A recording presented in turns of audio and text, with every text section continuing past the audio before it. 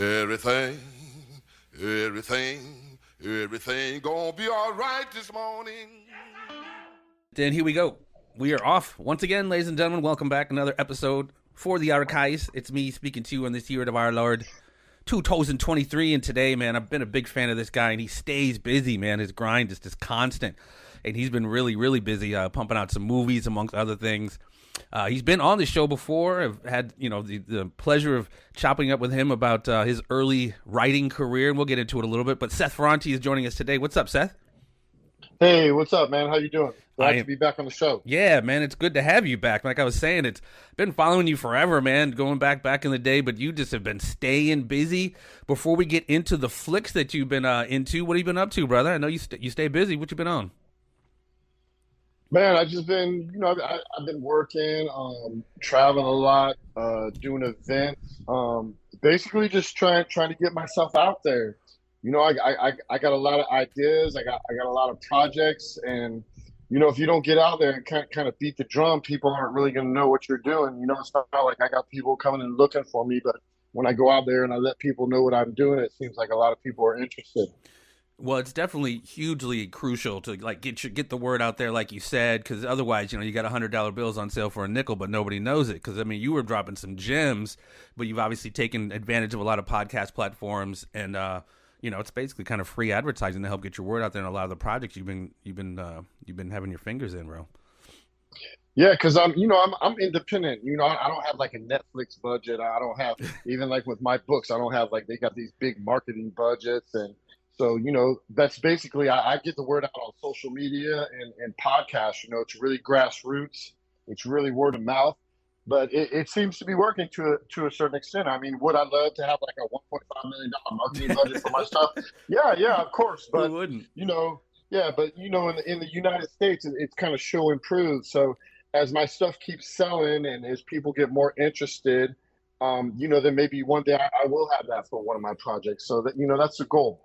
Because it's all about the eyeballs. It's all about, getting people to know what's up. Because not everybody's going to like what I do. But no, without a doubt. I think, if enough people see it, a lot of people are going to like what I do. Well, and that's what I've always admired about your hustle as well. You're not waiting for it to become perfect for you to do these things and get the word out there. That's why it's so cool, man. You've managed to thrive and flourish in spite of the fact that you don't necessarily have that budget, because you're leveraging, like you said, a lot of these relationships, a lot of these online platforms, which again kind of translates to really free advertising. So being savvy enough to make that work for you is really dope, in spite of, like I said, not having the normal budget. But you had movies on Netflix, you had things out there, so the word is definitely spreading on what you're up to, bro. No, I think it's all cumulative, and I really began this type of model like that I do it in prison. Because I started writing for different, print magazines and online magazines, like while I was in prison. And a lot of times they would offer to pay me. And I would tell them, I'd say, look, I don't want you to pay me. I just want you to, pump my book. And my first book was Prison Stories. My second book was Street Legends Volume 1. So that's kind of how I really put myself on the map. But I would write articles for these publications, be it print or online.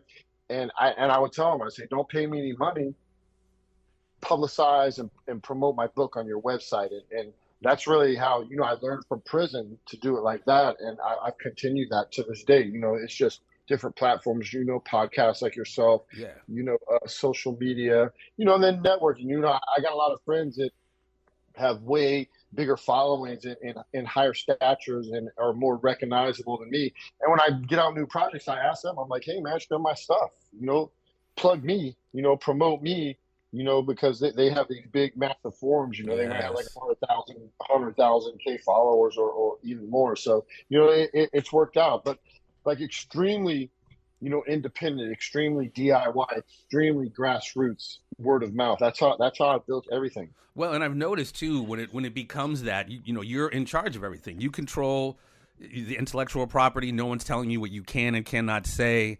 And I think that's hugely important. And like you said, it's very smart to kind of, no, you don't got to pay me. I'll take it. I want to leverage this relationship, and eventually you get the bag on the back end, because like you said, you're utilizing these platforms to get your word out there. And initially, of course, you're not taking any dough, but I think it definitely pays off in the end. And you mentioned something that you've mentioned before when you're on the show, but I don't necessarily want to overlook it, because you did, you got sat down for a minute. Tell us a little bit how that went down. We don't want to spend too much time because we've talked about it before, and it's really, I'm sure you've told the story many, many times. Talk a little bit about how you got in trouble a little bit and how long that whole process took. Yeah, so I got involved with drugs at a really early age, about 13. I started smoking weed. I started doing LSD, mushrooms, psychedelics. I've always been a cannabis psychedelic dude. I've always felt that, cannabis and psychedelics were, medicinal, therapeutical, Yeah. And spiritual. Once I kind of expanded my mind with these substances, it made me look at stuff different. And I was kind of mad, because I was an 80s kid, like the Just Say No era and all that, the war on drugs. And it pissed me off that, they were equating cannabis or psychedelics to heroin. It was like, this is not like heroin. So, right from the jump, from an early age, like 13, 14, 15, I was like, the government is lying to us, Yeah. And that's how I felt. And to kind of combat that, in my own, I don't want to say immature, but in my own kind of teenage rebellion, I started slinging those substances, in high school and then in colleges. And I built a little organization where I was supplying 15 colleges in 5 states, by 1990, when I was basically like 19 years old. And, in retrospect, maybe it was kind of stupid because, I didn't think so at the time, but, this was at the height of the war on drugs, like when the war on drugs just started. So, and I'm forming this, drug organization with these Schedule I drugs, so, I was a little naive in some regards, but, I always tell people I never consider myself a criminal. I consider myself an outlaw because I broke laws that I thought were wrong. And, eventually 1991, I got busted. I had a little bit of money, so they were telling me like, whatever, 20 to life, and I was like, man, 20 to life, and I was like, I'm not doing 20 to life. So I took off. I became a fugitive. I faked my suicide for some ungodly reason. They made me a top 15 U.S. Marshals list as a first-time nonviolent offender. I think that's because I made them look bad. I put a black mark. They thought like I would cooperate or I would bring them other drug dealers or I was this kid from the suburbs and I was going to make cases for them. And none of that happened, and I just took off. And so when I got caught, they basically slammed me and gave me a 25-year sentence where I got caught in 1993 at the age of 22. Well, and that's so crazy, too. Like you said, first-time nonviolent offender. And they threw the book at you, man. That's crazy. That's crazy. Like you said, you had to go on the lam and all that. I mean, that's a wild story in and of itself, brother. Oh, yeah, definitely. I was a fugitive for 2 years. And really, I probably had about 20K when I fled. So that didn't last long, maybe about 6 months. So I jumped right back into the weed game and started moving weed. And I had a new route. Before I was getting stuff from, the Emerald Triangle of Northern California or Kentucky or even Florida or Texas and bring it up to the East Coast. But this time I started getting stuff out of Texas and bringing it up to St. Louis. And that's how my whole St. Louis connection started. That's where I got popped. I got popped here. But I built basically like my second little drug organization. And and then I got popped. They extradited me back to Virginia. And, it was all over the news. They got Public Enemy #1, top 15 U.S. Marshals. Come on now. Fugitive. Yeah. And I was kind of astounded because I was like 22. I was like, barely wet behind the ears, right. Like a college kid, yeah. And well, and it was crazy. Well, and as you know, you win the prize of most dangerous, whatever. And the role, the absurdity of it is they call you that first-time nonviolent offender, and while the government's playing its role in this whole black market, drug trade, et cetera, et cetera. So it's super, super absurd. But I'm going to ask you a dumb question. I think I've even asked you this before, and I know the answer. But those 2 years you're on the lam, how hard? I mean, is it day to day, just constantly watching your six, or did you have a notion at any point in time, I can let my guard down a little bit. I'm good. I mean, I know that's usually when people slip up and get caught, but was it a constant stressful situation, 2 years, constantly watching your back? No, I'd say the first couple months was kind of like cloak and dagger. I was a little paranoid. Then, after about 6 months, you kind of get used to it. And you got to think this time, like I'm not me this time. I have like fake ID, Yeah, yeah. multiple fake IDs. So like I'm constantly someone else. So, it's just you become like every time I would go out, I would say, okay, I'm Christopher J. Lynette, social security number, such and such, date of birth, such and such, address this. And I would put it into my head almost like I was a spy or something, it was Yeah. kind of weird, like Mission Impossible and stuff like that. But yeah, after about 6 months, I kind of got my mojo back. Because when you're 20 years old and like your whole world comes crashing down like that, it's a lot to handle. It's a lot to deal with. Because everything that I thought was right, they came down and they're like, "Oh, you're wrong. You're a drug addict. You're this or that." And so after about 6 months, so I kind of rebounded, but it was like a transitionary period where 6 months where I was kind of like looking all over my shoulder. I thought like the feds, were around every corner. They were going to find me because basically all my friends, snitched on me and they knew everything about me. So when people get that deep into your business, like the federal government, and they do what they did, it kind of shakes you to your core. So it did take 6 months, but after 6 months, I got my mojo back, and I started slinging weed again, and I was like, fuck the feds, I'm gonna do what I want. Come, catch me if you can. Yeah, man, that's one of my favorite movies, Frank Abagnale.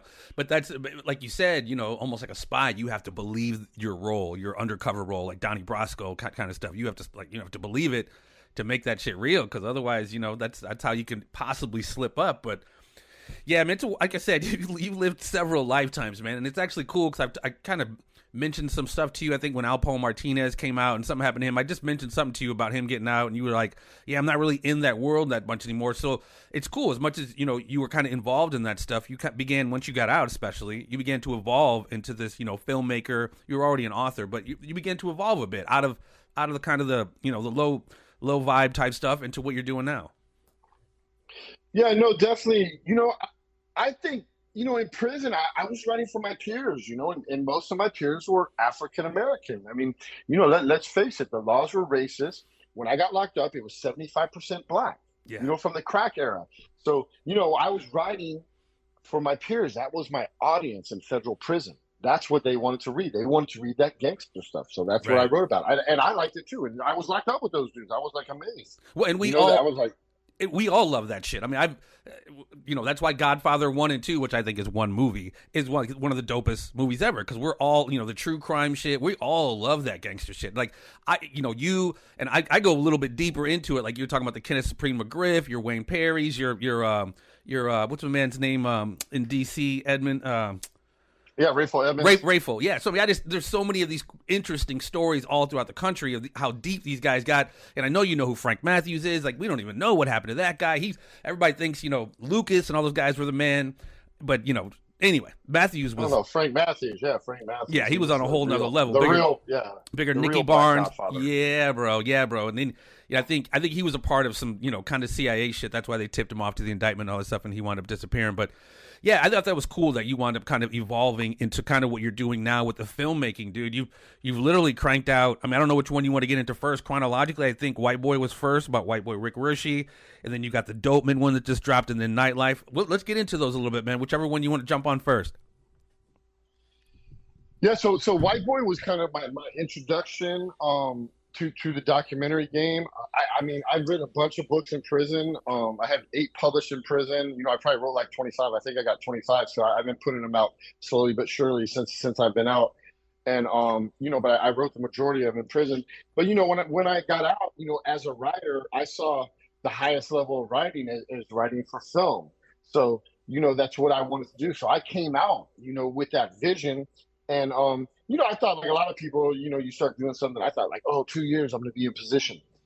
I mean, it took way longer. I mean, I'm like 8 years. I still feel like I'm getting in position 8 years later. But, at least I do have these first 2 out from my own studio, Outlaw Films. But, White Boy was a learning process for me. I had a remarkable mentor, Sean Reck from Transition Studios.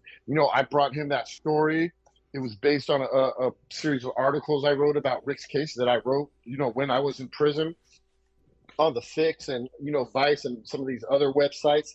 and he took me under his wings, and I knew how to write, I knew how to tell a story, but I didn't know how to make a documentary. I didn't know how to film stuff. Yeah. I didn't know how to edit. I didn't know how to manage this collaborative effort, which film is. And definitely didn't know anything about the business side. And he taught me, under the process of White Boy, he taught me everything. And still to this day, he teaches me all the time. And now White Boy's had like this 5-year journey, 5 years. We released that in 2018, and we just signed another Netflix deal earlier this year, and it's on Netflix again. So this film just continues to have this amazing staying power, and I'm like grateful that Sean took me under his wing and mentored me, but I'm also grateful to be a part of this successful film that, like, 5 years later, a lot of documentaries, they don't have that type of shelf life, and this film just has this amazing shelf life. And from my involvement in that, I kind of catapulted off that, or use that as a platform to start doing my own stuff with Outlaw Films. The first of two, which just came out on Amazon a couple weeks ago, which Dope Men, America's First Drug Cartel. It's popping on Amazon right now. It's like crazy. Like, it's only been out like 2 weeks, and there's like 26 5-star reviews.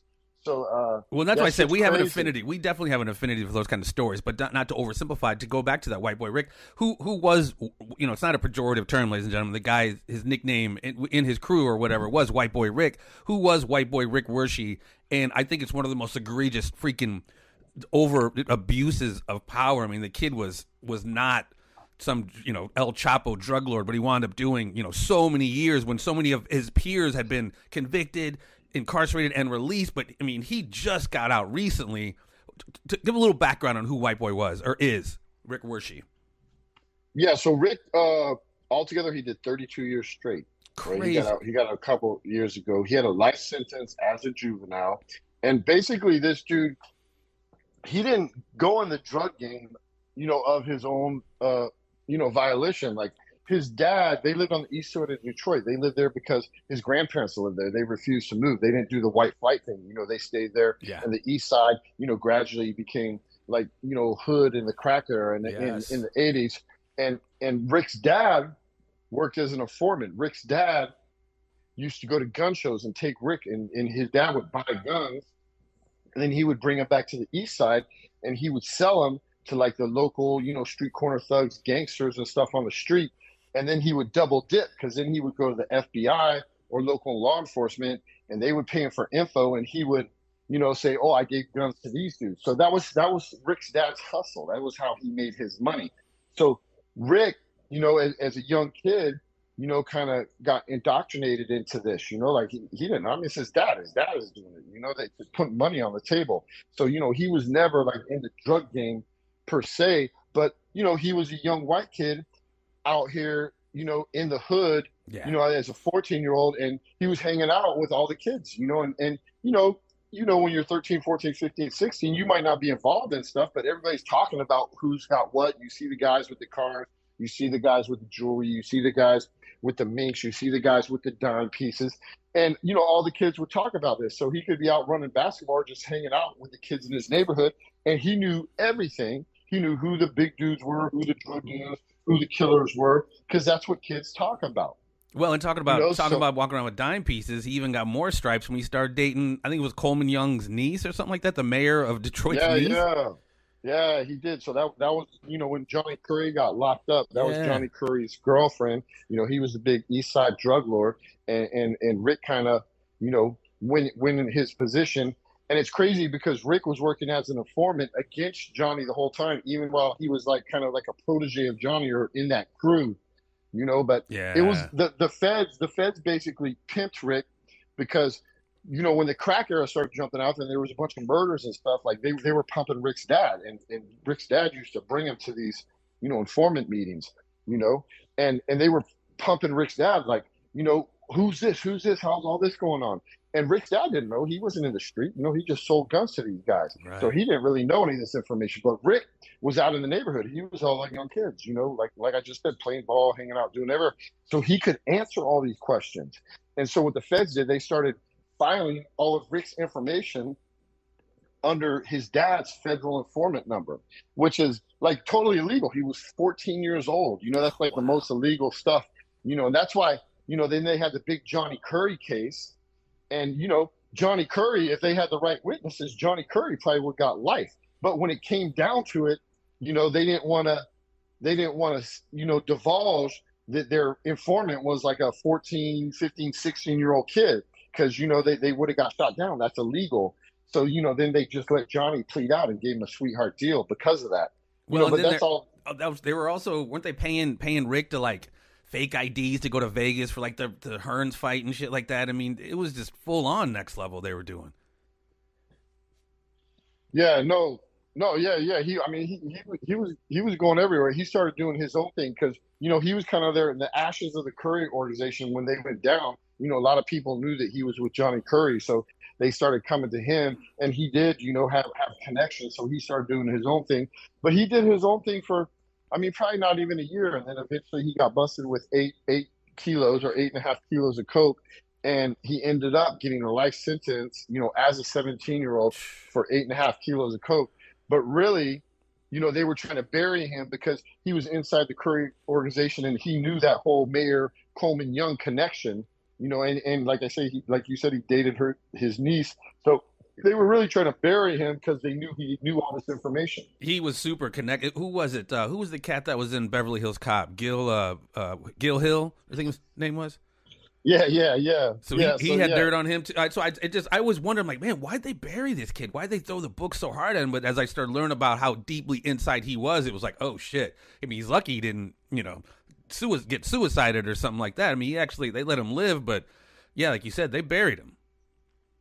Yeah, no, they definitely buried him, and they kept him buried until the stories started creeping out, and with my writing and other people's writings, and then we did the doc, and then we put a spotlight, and we found out there was this vendetta, almost like how dare this white boy tells law enforcement or government's business. So they were basically punishing him for what he said and what he might have said.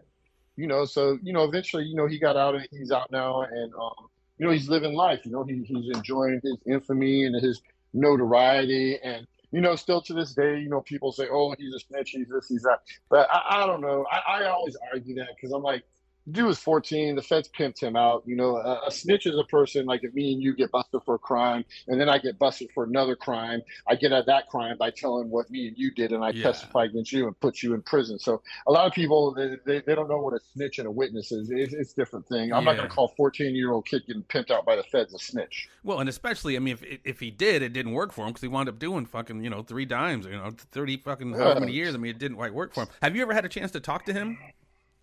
No, I talk to him all the time. Oh, okay. Cool. So he's obviously approved of your work, and yeah, I interviewed him. We interviewed him. I was the reason we got him to do that doc. Without me, he wouldn't have even done the documentary. That's what's up. And like again, my affinity for all. I mean, in the D, it's crazy. You got your best friends, your YBI, your young boys, and Chambers brothers, the Curry brothers. Like he was deep in some gnarly shit up there because the D, among other places, do not play up there. So it's a very, very fascinating story. So that was one of the ones you dropped. And again, you can find this on Amazon. All these movies we're going to be talking about, you can find these on Amazon, or they're online for your consumption. Like you said, we're going to get into the Dope Men. But the other one I just watched the other night was very interesting because I know you had premiered it here in St. Louis not too long ago, called Nightlife. Basically the story of Pastor Kenneth McCoy from Progressive AME Zion Church. He started an organization called Nightlife where he's boots on the ground, just trying to help people that are out at night, drug addicted, etc., trying to do what he can to stave off, the absolute plague that is going on here in St. Louis, whether it's crime and drugs. Chop it a little bit how you got hooked up with Kenneth. The Reverend Kenneth McCoy, probably is like around 2016, the same time I'm doing the White Boy doc. I'm working as a journalist for Vice. And, I was working for, when I came right out, I got a job at these lawyers, and I'm working for these lawyers. So I'm asking these lawyers, Vice is, there's all these big sweeping gang indictments, like 2015, 2016 on the north side of St. Louis. And I knew when they had these big indictments, because I was in the feds, I knew a lot of it. It was like a gentrification process because, with the government and what big business and all these, the elite people with money and these developers do, they go into these areas and they basically, they get rid of all the young men. Yeah. Well, they call it here in St. Louis, and you mentioned it in the movie, it's called the Del Mar Divide, because this is an area where you got $1 million homes on literally one side of the street, and then you got a decimated area literally on the other side of the street. And it's the same houses, just the ones on the other side of the street are not, they haven't been upkept, because there's no money. So I was looking at this heroin indictments, this gentrification thing, and I was talking to this lawyer, and one of the lawyers that worked at the law firm I was at, Sterling Gershman, was this prominent African-American lawyer in St. Louis named Daryl Piggy. And so I told him what I'm trying to do, and he's like, look, I know somebody that, he's on the streets, he got his ears to the streets, he does all this stuff. He can probably hook you up.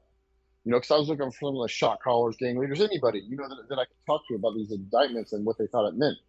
So I go down and I meet the Reverend Kim McCoy, and he does these walks. He has this organization called Nightlife, and they walk the streets from like 10 p.m. to 2 a.m. on Thursday, Friday, Saturday nights, like in all the hot spots of the city, in what they call North City across Del Mar, and like Lewis Place and all these other neighborhoods, which keep St. Louis in the top 5 murder capital of the world, year after year after year. I find it interesting that he said that, dude. In that area where he walks, he said there's 150 churches in the neighborhood, and this area has the highest murder rate. I find that terribly ironic. It's crazy. Sorry, man. Yeah, it's just crazy. I mean, it's all churches and liquor stores. You know what I'm saying? So I go down and I meet him.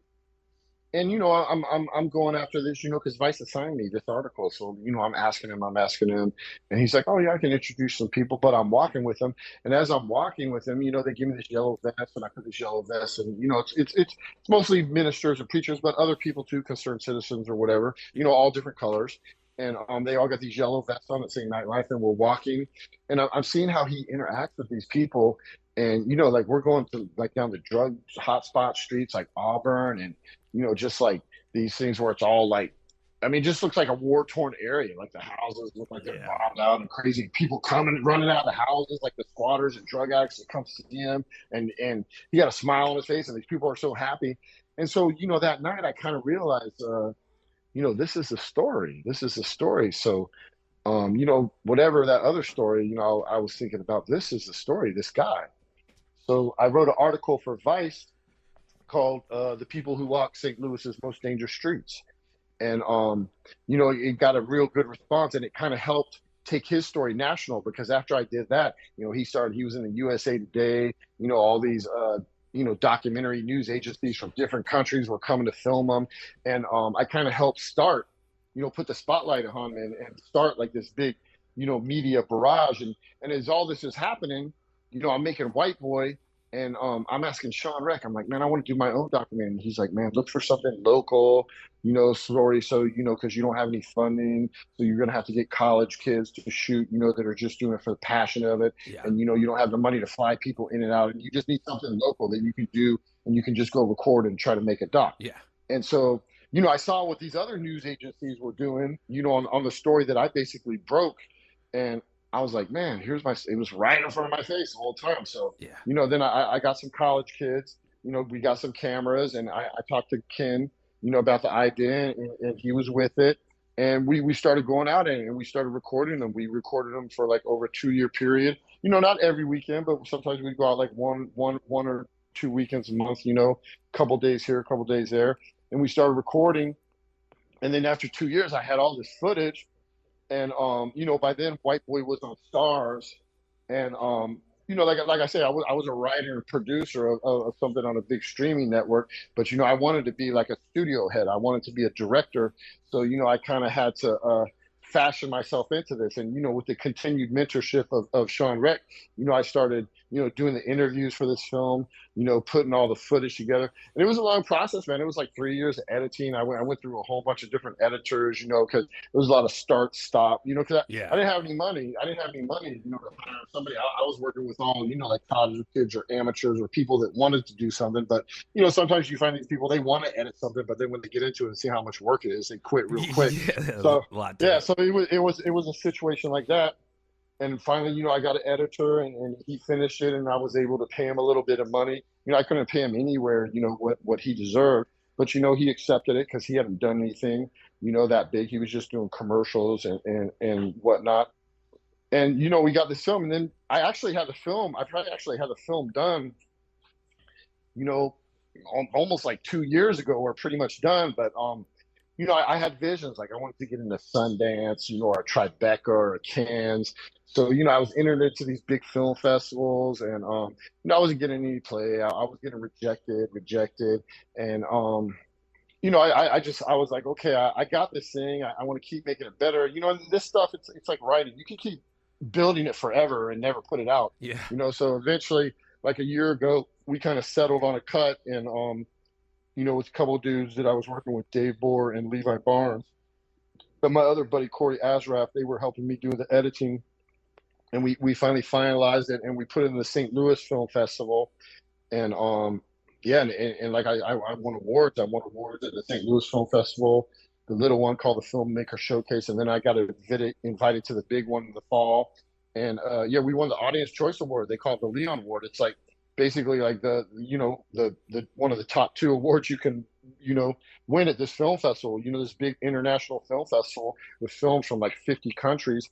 Wow. And there was something like 60 documentaries, and I got Audience Choice Award for best film for documentaries and for all the other films. So it was kind of crazy. I think I was up against like 100 and something films, and that was like a complete surprise. But it was like, in hindsight, it was well deserved, because we put a lot of effort, into that film, a lot of hours, and it's really, really beautiful film. And it's kind of like a call to action thing. And for sure. Yeah, it really, they need to see what the Reverend Kim McCoy does, because his thing is like, he's a man on a mission to save his community. And also, he says it all the time. He's like, I meet them where they're at. Yeah. So he goes out. Yeah. And he's just such a kind, compassionate, caring dude. To me, he seemed like a knight in shining armor. Yeah. This really big dude, roguish dude, has dreadlocks, and he has his own church. I mean, he is a real preacher, but a lot of the preachers stay in the church and say everything you can do, or they do events in the day. But this dude was actually going out in the middle of the night and risking his life and going to the people that really needed help. Giving out Narcan, bringing food, trying to get addicts, into drug rehab, trying to get homeless people into shelters, and so I just say it's real commendable. I mean, the dude deserves it. I mean, I made this film because I wanted to, but also because, the Reverend Kim McCoy, he deserves more resources for what he does.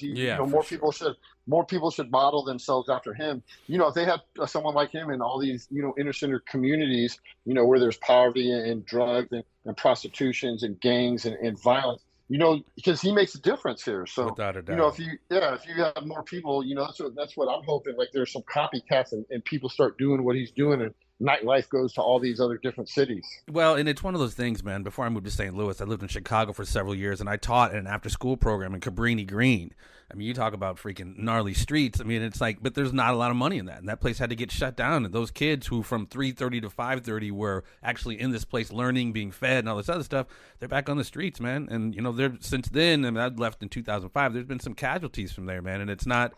And even, Reverend, Pastor McCoy, he's a knight in shining armor, but he has chinks in his armor. He has his own blemishes in his background. And even watching the documentary, even his own child is dealing with some of the stuff that, the streets are, some of the pitfalls of the streets. So it's not like he's, doesn't have his own dog in the fight. Obviously, that's his community, but like he's been affected personally. His son's been affected.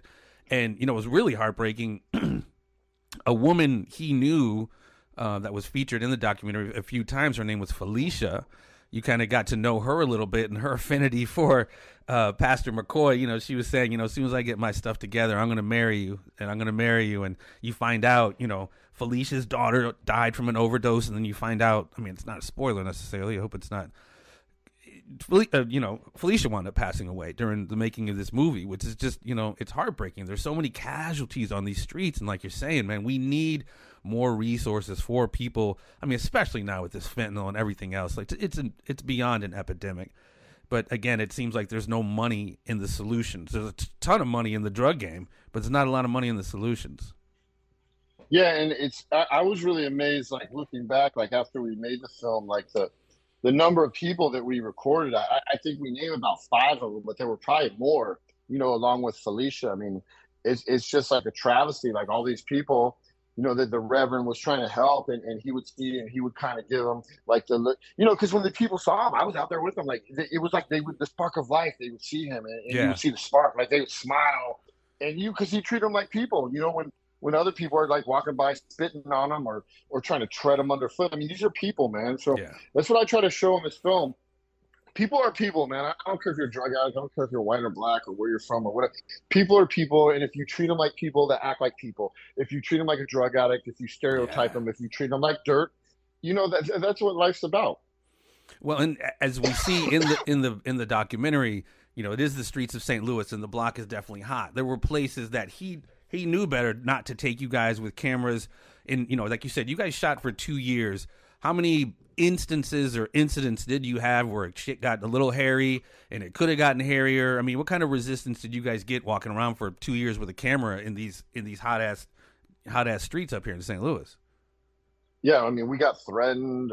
They threatened to, rob us. They threatened to smash our cameras. They said, get that camera away.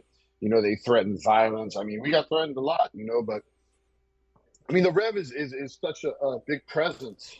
He could immediately calm that type of stuff, and so it was, I wouldn't say, I was always cautious, but with the Rev, I was never scared with the Rev. I mean, right. Even the Rev will say, like, sometimes, he was scared or what, but I don't know. The dude, he just exudes such, confidence, and he's just so personable, and he's just so loving, with the people out there that, even the gangbangers or whatever, like, that's what he does. Like, he's like a fireman, he like runs, most people run away from the fire. He runs into the fire. He runs through the fire and he puts it out. I mean, just real commendable human being, man. I mean, if we had more human beings like that, the world would be a much better place. Well, and like I said, obviously the streets are very dangerous here, and it just made me think of something. Even though he is a fixture to that community, I forget the officer's name, and I feel bad. It's a black gentleman who was an officer. Ferguson got, when shit was going down or up north there, he wound up getting shot trying to protect a building, but he too was a fixture of the community, but he wound up losing his life, at the hands of, some person who didn't revere him as well as he should have been revered. So that's why I was just like wondering, I knew you guys got some clapback, but I mean, and obviously the pastor is still here. I just didn't know with you guys walking around with cameras, how close it got. But, Yeah, I mean, we heard gunshots. I mean, nobody came like right up on us with guns. That never happened.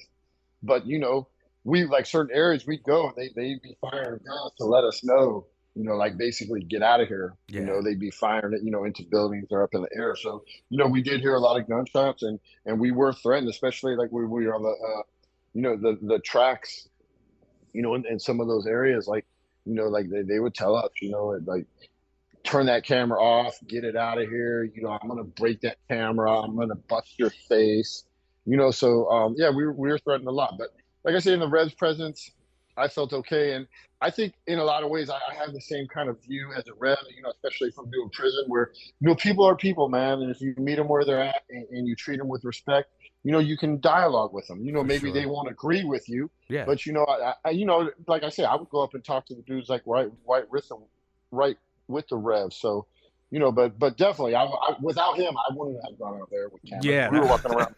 Yeah, we were walking around with sometimes like $20,000-$30,000 worth of camera equipment. Yeah, you need that stamp of approval. And it was, it's a testament to his, loyalty to his community. But, you saw in the documentary, like he'd run into people like, no, Rev, I'll come to church with you tomorrow. I'll come to church with you next Sunday. And he would go out to these people's homes and try to get them, like you said, you were going to come to church. And, a lot of times they were sleeping or just didn't make it. But, I mean, he did the follow-up, man. He didn't just say, hey, I'll see you at church. He's like, no, I'll give you a ride. I'll come to your house and I'll take you there. So it's a beautiful movie, ladies and gentlemen. Check it out. It is called Nightlife. Again, this can be found on Amazon. And your latest one you dropped, I've watched it, I think, twice now, maybe 3 times since I've talked to you about coming on. It is called Dope Men. And these are there's a longer subtitle. What is it? The original what is it? Dope Men. America's first drug cartel. There we go. And, if you follow not just this show, but the other show I do, The Conspiracy Farm, I say all the time with some T-shirts out, #IAOC, it's all organized crime. And we like to think of organized crime as, Capone, the five families, Genovese, Gambino, Lucchese, Bonanno, missing one, Colombo.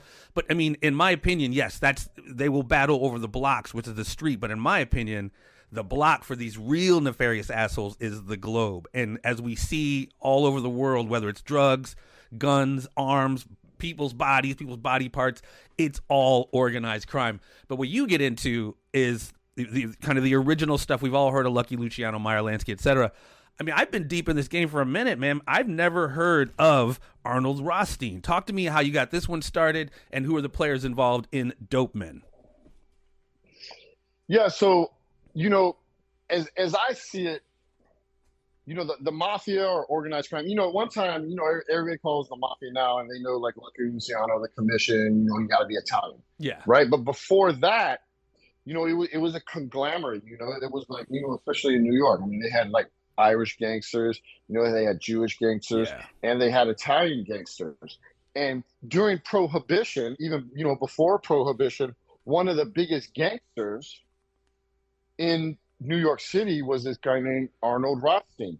So Arnold Rothstein's claim to fame is he fixed the 1919 World Series, like the Black Sox scandal. That was him. That's like his claim to fame. That's what he's known for. But, really, I mean, he was a big gambler, ran all the gambling stuff. And, but really, I mean, this dude was like a gentleman gangster. He was like the conduit between, like the legitimate business and like the street corner dudes. And until Prohibition, a lot of the gangsters, that's all they were. They were just street corner thugs. Right. Prohibition and guys like Arnold Rothstein, showed these guys how to make a shitload of money. And the mob, through Prohibition, they made so much money. They basically went from street corner dudes like a mom and pop store to a corporation. Yes. And Arnold Rothstein was one of the major influences. He basically took dudes like Lucky Luciano, Jack Legs Diamond, Fatty Walsh, Dutch Schultz, and these guys, and he showed them how to be gentlemen. So like this whole mafia mythology and ethos, about this gentleman gangster. I mean, this came from Arnold Rothstein. He taught him how to wear suits. He taught him, how to be polite. He taught him how to, move in polite society. And so that's one of your guys, one of your contributors, Scott Bernstein. That's kind of what he said about when The Godfather came out. It was that, like you said, that mythos and that ethos of, the Corleones. There were these gentlemen. It wasn't, granted, they got into some gangster shit, but on the surface, they kept that air of, gentlemanly legitimacy. Yes, without a doubt. That's what it's about. I mean, that's what our government and all these corporations do. It's under the air of legitimacy. It's funny you bring that up, and I don't mean to digress too far, but of course, that Godfather 1 and 2 were one of my favorite movies. And in Godfather 2, of course, Michael Corleone starts meeting with, I think it was a senator from Nevada, and the senator from Nevada is like, "Yeah, go fuck yourself. You guys are all greasy Italian, whatever." But when that senator gets caught with a hooker and he needs Michael's favor, then he calls on them to complete that favor, but. That's when not just in the movie, but I think that's kind of what these Arnold Rothsteins kind of symbolized of going legitimate. And as much as people talk shit about Godfather 3, which isn't the best movie, but the subject of it is the Corleones had gone so legitimate. They're setting up a business banking deal with the freaking Vatican Bank. And that just lets you know how legitimate this shit wound up becoming, going from just street level stuff to state sanctioned and facilitated organized crime. Yeah, because even you go back to politics in the early 20th century. I mean, like when they broke the strikes or, did this with all the corporation stuff. I mean, they always needed the muscle. So, I mean, the muscle has always been a part of it. But, that the mafia guys, the original mobsters, they evolved from that muscle into calling the shots. And if you look at it, like by the 50s and 60s, the mafia was as powerful as the U.S. government. That's why basically and then it took another 25 years for the government to decimate that mafia. And I'd say by the 80s, they lost a lot of the power that they had once had. But Arnold Rothstein was the visionary, and, eventually, he got killed like over, a gambling debt, he got shot in the stomach. So it wasn't even like a hit. It was just an argument, and when he died, it was guys like Lucky Luciano who he kind of mentored, who Rothstein mentored, like he went into, the offices and he got like the Rolodex, like all the contacts, political contacts, law enforcement contacts. And I think what Dopeman kind of shows, it shows how, it doesn't show directly, but like if you look at it and you look at the layers, there's just so many layers to this stuff. Yeah. It kind of shows like by the time Prohibition ended, right? So the Lucky Luciano and all them, they already had their next money in place, just like big business, just like big business. Because like the Rockefellers made all this money, like on industry. So when the industry crashed, like the robber barons, and they had all the muckrakers and stuff, because of the human exploited child labor laws, all that got developed. They went into the pharmaceutical and the plastic corporation. So the mob was doing just like big business. Yeah. They were like, oh, we're going to lose all this money for prohibition. What's next?